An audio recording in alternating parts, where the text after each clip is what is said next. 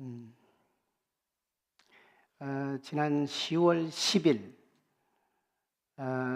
우리나라의 여성 소설가로서는 최초로 아마 노벨 문학상의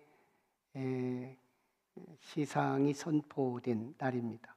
지금 17일째인데요. 한강자매가 채식주의자, 소년이 온다 등 10개 넘게 소설을 썼고 거기에 따라 이 작가상을 받게 됩니다.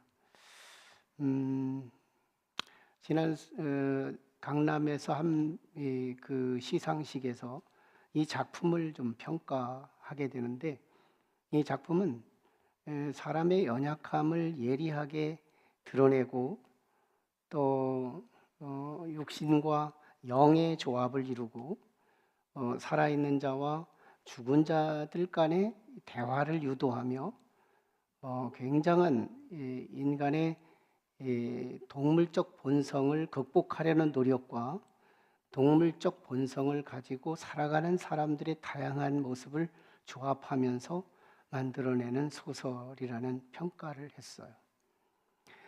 이 소설 안에는 한 가지 리스크 같이 기록된 내용이 있어요. 형부와 처제 간의 불륜의 관계가 들어있어서 한 10여 년 전에 한국 사회의 문단에서 도서관에 비치할 수 없는 소년들에게 해가 된다라고 하는, 그래서 서명을 해가지고 학부형들이 만여 명이 서명이 됐던 그런 책입니다. 문학의 폐쇄성, 그리고 그 한계성에 갇혀서 이 한국 사회에서 문학이 꽃을 피지 못했던 이 문학이 세계 사람들의 마음을 공감시키면서 이 노벨 문학상을 받게 된 것이죠. 이 기념에서 사실은 오늘 바자회에 우리 한강자매가 쓴 책이 10권이 판매됩니다. 물론 10% 남기고 판매되지만 자동차를 준비한다는 의미에서 반올림해서 돈을 내주면 고맙겠습니다. 만약에 안 사면 제가 다 살 겁니다. 이 노벨 문학상이 받는다는 건 이건 정말 기적인 거거든요. 그 글은 한번 읽어볼 필요가 있습니다. 얼마나 이 표현력에 대해서 우리가 한번 배울 필요가 있거든요. 이 책은 한국 문학의 이 벽을 뛰어넘었다는 점, 그 이상의 능력을 보였다는 것, 또 삶과 죽음을 아우러 소통하게 했다는 점, 이런 점에서 오늘 본문과 닮은 점이 있습니다. 오늘 본문은 예수 그리스도께서 하나님의 아들이라고까지는 고백을 합니다. 그리스도라고도 고백하고, 그런데 그 그리스도께서 산 자는 고칠 수 있어도 죽은 자는 어쩌지 못한다 하는 이 한계의 믿음 앞에 오늘 본문은 고발하는 거예요. 그러나 우리 주님은 산 자의 주님이기도 하지만 죽은 자의 주님이기도 하셔서 산 자를 낫게도 하지만 죽은 자를 살리기도 하시는 그런 주님의 모습의 복음을 전하고 있다는 거예요. 지난 시간에 요단 동편 베다니에서 예수님이 이방인들에게 믿음을 보이게 됩니다. 거기 있는 동안 요단 서편 베다니에서 사랑하는 예수님의 친구, 특별히 사랑받던 친구 나사로가 죽을 병에 걸렸다고 하지만 우리 주님은 늑장을 부려요. 그래서 한 이틀쯤 지나서 출발을 해서 갔는데 도착해 보니 죽어서 장사한 지 나흘이 지난 때였습니다. 이스라엘의 날씨가 고온 다습의 특징을 갖고 있어서 사람이 일단 죽으면 3일이 지나면 썩기 시작한대요. 그래서 예수님이 도착한 시점에는 나흘이기 때문에 이미 벌써 냄새가 다른 사람이 느낄 만큼 사망이 완성된 시점이었어요.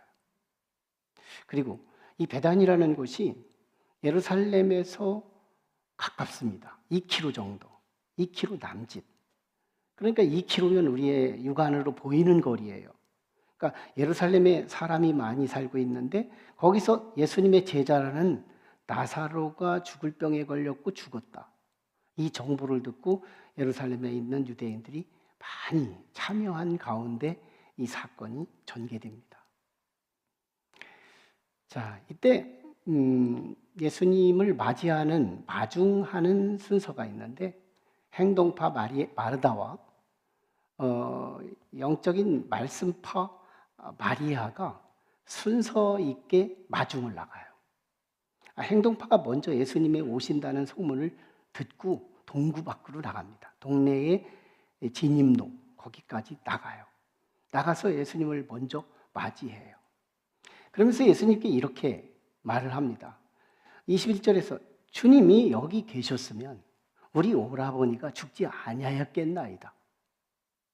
원망이 섞여 있습니다. 주님이 일찍 오셔서 낮게 했으면 안 죽었을 텐데 너무 늦게 오셔서 죽었습니다. 원망이 묻어 있어요. 자, 그러자 네가 믿으면, 내 말을 믿으면 다시 부활하리라. 이 소망을 줘요. 그러자 마르다가 뭐라고 하느냐면 주님이 오실 때 부활의 때는 우리 오라버니가 부활할 줄을 나도 믿습니다. 이런 얘기를 해요. 자, 그러면서 이제 우리 주님 앞에 그 믿음 없음을 마음껏 드러내게 돼요. 그리고 마르다가 한마디, 예수님이 이제 그런 말씀을 하시죠. 나는 부활이요 생명이니 나를 믿는 자는 죽어도 살겠고 무릇 살아서 믿는 자는 영원히 죽지 아니하리라. 이 말씀을 하자 이 마르다가 수용해요. 아멘, 그러하여다. 주는 그리스도시요 이 세상에 오신 하나님의 아들이십니다. 멋진 신앙 고백을 해요.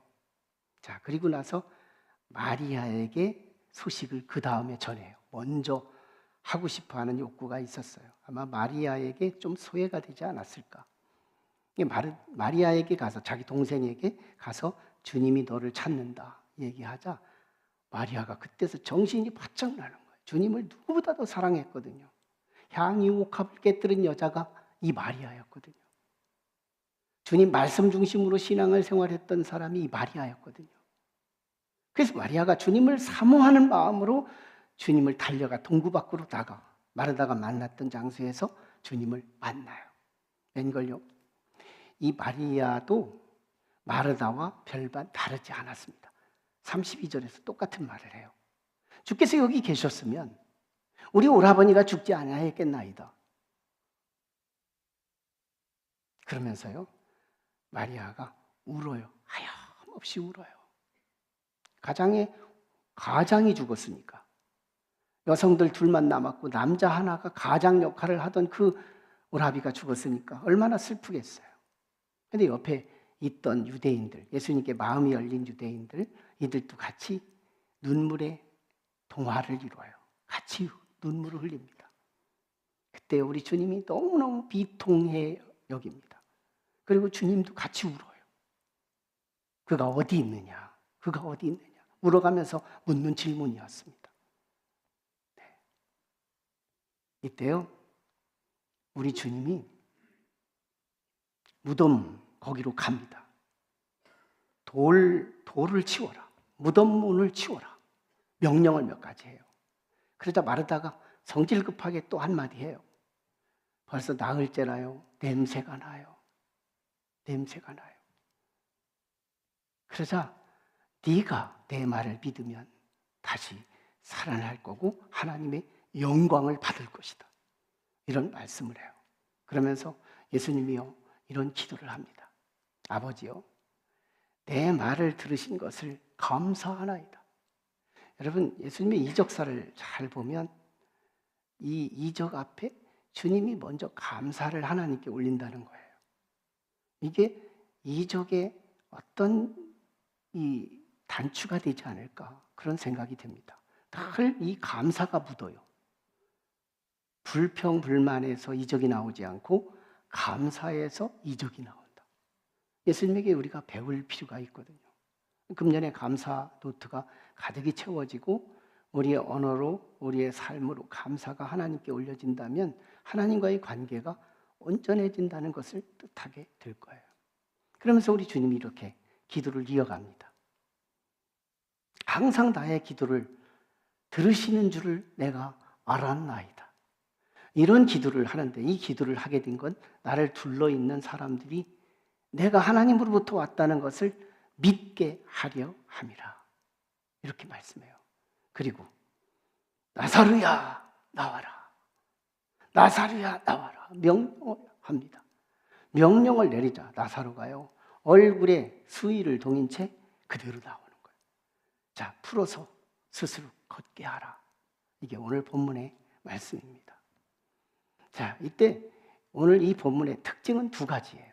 하나는 세 종류의 사람은 다 똑같은 믿음을 보이고 있다는 거예요. 첫째, 마르다. 행동파 마르다. 행동이 앞서요. 예수님 음식 요리 잘해서 예수님 대접하는 거. 그 다음에 말씀파, 신중파예요. 영적인 파. 이 마리아는 말씀 중심이에요. 그리고 향유옥합을 깨뜨리며 주님께 아낌없이 헌신하는 여성이에요. 세 번째는 예수님을 향하여 호의를 가진 유대인들이에요. 이들은 다요, 이런 믿음을 갖고 있었습니다. 사람이 죽기 전에는 주님이 저들의 질병이나 장애나 어떤 문제라도 해결할 능력이 계시지만, 일단 사람이 죽으면 예수라도 아무것도 할 수 없다라고 하는 믿음이었어요. 그렇다면 예수님에 대한 이해를 더 냉정하게 진단하면 이런 메시지예요. 예수는 이 세상에 경험이 풍부하고 어떤 명의 같은 그 의사 이상도 이하도 아니라는 거예요. 살아있을 때 어떤 기술을 통하고 어떤 기도를 통해서 낫게는 할 수 있을지라도 일단 죽으면 예수도 할 수 없는 일이 있더라. 여러분, 우리는 예수님이 옆에 있기만 하면 이 든든함이 있어요. 옆에 있으니까 든든하잖아요. 이 든든함이 내 믿음으로 착각할 때가 있습니다. 그리고 예수님에 대한 내 아는 정보가 많으면 많을수록 내가 많이 믿고 있다고 착각하기도 합니다. 그런데 결정적으로 주님의 눈으로 하감해 보면 믿음이 없음이라는 거예요. 믿음이 없대요. 그도 그럴 것이요, 주님이 메시아로 오셨고 주님이 하나님의 아들이며 본능적으로 하나님이신데 살아있을 때만 하나님의 능력을 나타내고 죽고 나면 모든 것이 끝난다고 한다면, 이걸 믿고 있다면 이건 믿음이 아니라는 거예요. 유사한 믿음, 그건 가능할지 모르지만 진짜 주님이 원하는 믿음은 아니었다는 거예요. 유대인들의 믿음이 다 폭로되고 드러나게 되는 부분입니다.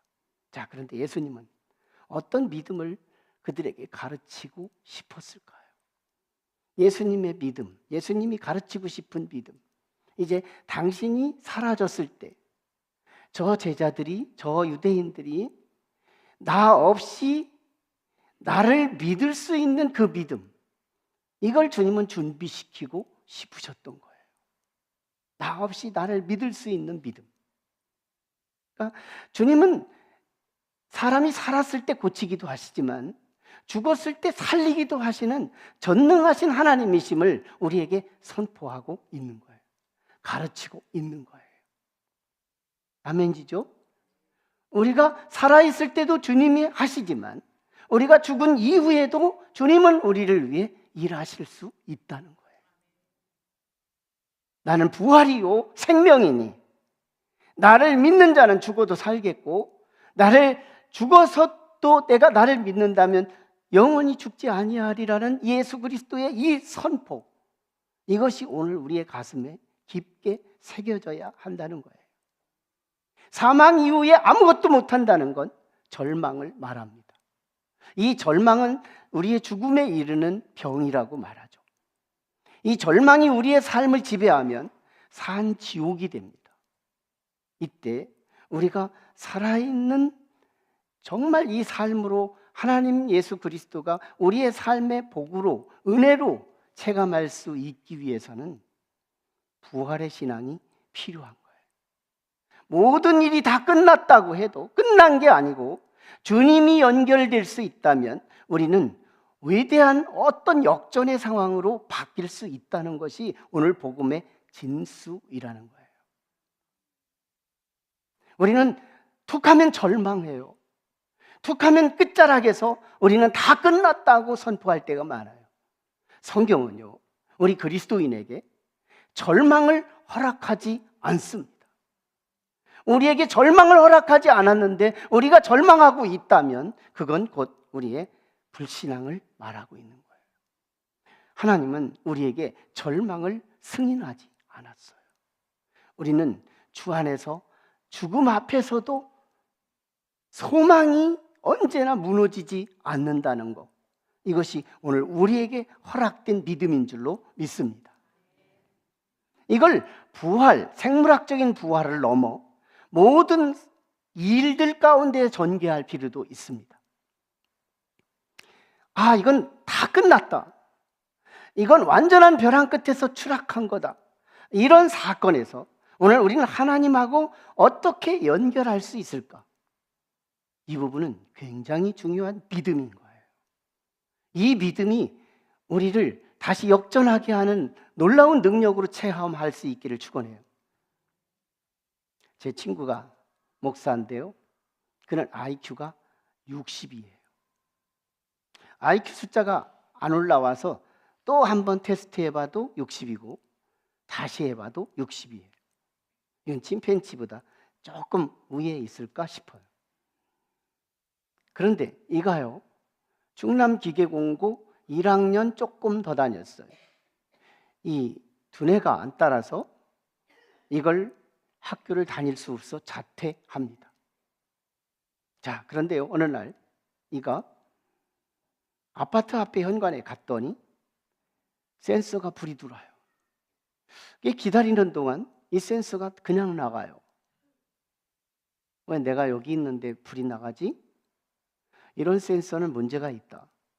내가 여기 있는 동안에는 제가 나가지 않아야 하는데, 거기서부터 문제의식을 가지고 이 컨테이너 박스에 들어가 원리를 연구합니다. 그러자 하나님이 하셨는지 그 어떤 도면하는 전문가가 붙어주고 공장에 가능성 있는 사람들이 연결시키면서 이게 카운터 센서가 생겨나게 됩니다. 우리 교회 화장실 그 친구가 설치해 준 거예요. 하나 들어가면 플러스 1, 둘 들어가면 플러스 2, 10명 들어가면 플러스 10이어서 하나가 나오면 9명, 다시 다 나오면 제로가 됐을 때 꺼지게 돼요. 이것이 개발이 돼가지고요, 냉장고 또는 어떤 차량, 세월호 같은 경우 어디에 사람이 있는지 모를 때 이 센서만 설치하면 어느 칸에 몇 명, 어느 칸에 누가 있는지까지 다 식별할 수 있게 돼요. 이걸 개발해서요, 지금 세계에 얼마나 많은 나라, 청와대에도 설치되어 있고 얼마나 많은 나라에 보급돼서 지금 중소기업을 훌쩍 뛰어넘어 그는 놀아도요 1시간에 1,000만 원 이상씩 소득을 얻습니다. 그가 개발에 성공했을 때 대덕 연구단지 박사들이 모여서 이런 회합을 합니다. 우리는 센스 분야는 연구 마스터 끝, 더 이상 연구할 수 없음, 이걸 닫았다는 거예요. 그런데 이 사람은요, 고등학교 2학년만 나와서도 그걸 알았을 거예요. 근데 1학년 다니다가 중퇴하니까 뭐가 뭔지를 몰라서 계속 연구한 거예요. 여기서 하나님과 맞닿아 놀라운 믿음의 기업을 이루게 됩니다. 역전이에요. 여러분, 하나님은 어디든지 일으키더라는 거예요. 또 한 사람은요, 제가 가끔씩 옛날에 자주 사용했던 간증이지만 최집사라는 분이 있었어요. 그 남편이 전기회사를 다닙니다. 근데 어느 날 아내한테 나 회사 사표를 쓰겠대요. 그럼 쓰라고. 그 사업을 하겠대요. 한번 하라고. 사업을 열었는데요, 폭삭 망합니다. 폭삭 망했을 때 이 최집사가 하나님께 이렇게 기도해요.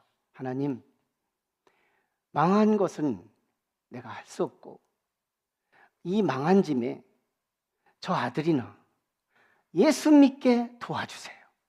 나 다른 거 바라지 않습니다. 저 아들 예수 믿게 해주세요. 이걸 간절히 기도해요. 아닌 게 아니라요, 자기 남편이 그때부터 예수를 믿습니다. 너무너무 힘들으니까요. 예수를 믿어요. 그러자 예수를 믿고, 그러면 우리가 옛날에 가졌던 전기회사 커리어를 갖고 조그만한 전기 하드 업체를 만들어서 한번 사업을 해보자 하고요, 그 시기에 이명박 대통령이 4대강 사업을 시작했을 때 이 하드 업체에서 청구를 합니다.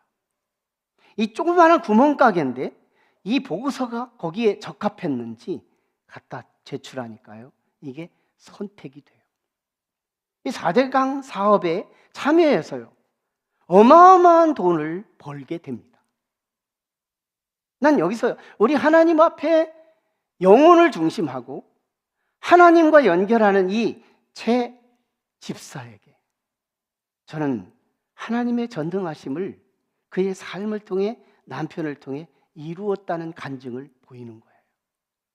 여러분, 하나님은 살았을 때도 전능하지만 우리가 죽어서 다 끝났을 때에도 전능하신 분이에요. 아멘이죠?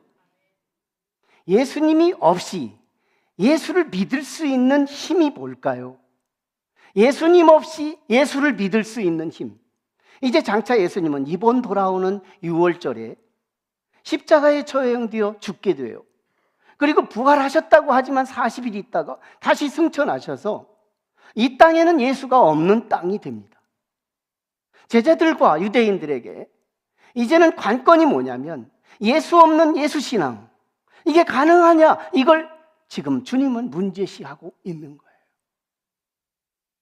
잘 믿는다는 마르다, 잘 믿고 있다는 마리아, 예수님의 호감을 가지고 있는 유대인들, 주님이 살아있을 때 병 정도나 고칠 수 있는 한계로운 예수를 믿고 있다고는 하지만 주님의 시선 앞에서 믿음 아님이 드러났어요. 주님이 요구하는 믿음은 부활의 신앙이에요. 죽어도 살린다는 믿음, 그것이 생물학적 부활이 아니래도, 우리의 사업의 부활이래도, 생활의 부활이래도, 어떤 절망의 현장과 하나님과 연결을 할 수 있다면 우리는 놀라우신 위대한 역전이 우리에게 임할 줄로 믿습니다. 우리의 건강도 그렇고요, 어떤 영역도 그렇고요. 부활하신 우리 주님, 그분이 내 안에 담겨져야 한다는 거예요. 주님 말씀하십니다. 오늘 이 25절에서 26절에서 나는 부활이요 생명이니 나를 믿는 자는 죽어도 살겠고 살아서 무릇 믿는 자는 영원히 죽지 아니하리라. 요즘에 전쟁이 많아서 무기들을 자주 TV를 통해 보게 되는데요, 위협적입니다. 굉장히 크기도 하고 위협적인 무기들이 보여요. 아무리 위협적이고 아무리 크더라도 그 안에 실탄이 없다면 우리는 두려울 이유가 없는 거예요. 그런데요, 그 안에 실탄이 있다면 아무리 작은 권총이라도 우리는 무서운 거예요. 우리 신앙인의 무기의 실탄이 뭘까요? 부활하신 예수 그리스도의 부활, 생명, 그것이 우리 안에 장착되는 거예요. 나는 부활이요 생명이니, 나는 부활이요 생명이니, 이게 에고에이미, 요한복음만 증거하는 7마디 중에 최고 끄트머리, 가장 최고의 실탄, 핵무기 같은 실탄, 성도에게요, 나는 부활이요 생명이니라는 이 실탄이 없는 성도는 마귀가 알아봅니다. 사탄이 알아봅니다. 내 안에 예수 그리스도의 마지막 선포, 나는 부활이요 생명이니, 이 부활과 생명이 우리 안에, 예수님의 그 말씀이 우리 안에 아멘, 아멘 해서 우리에게 실탄으로 장착될 때 어둠의 권세들은 오늘 우리가 죽어도 어쩌지 못한다는 거예요. 우리를 함부로 대할 수 없다는 거예요. 죽어도 괜찮아요. 주 안에서 죽어도 괜찮아요. 주님은 살려냅니다. 천국의 부활로, 영원한 안식의 부활로, 영광의 부활로 우리 주님은 우리를 일으키실 겁니다. 여러분, 오늘 우리 안에 뭐가 있을까요? 오늘 말씀 다 잃어버려도 괜찮습니다. 우리 주님의 이 에고에이미의 마지막 선포, 나는 부활이요 생명이니, 이 말씀의 실탄이 우리의 믿음의 보자기 속에 담겨질 때 마귀는 용케 알아보고 우리를 두려워할 거예요. 쟤는 죽여도 소용없어. 쟤는 죽여도 다시 일어나는 사람이야. 이게 영생불사하는 오늘날 성도의 가장 중요한 힘과 파워, 역전의 도화선. 나는 부활이요 생명이니, 이 복음이 저와 여러분의 가슴 속에 가득하기를 주의 이름으로 축원합니다. 같이 기도하시죠. 함께 같이 기도할 때, 하나님,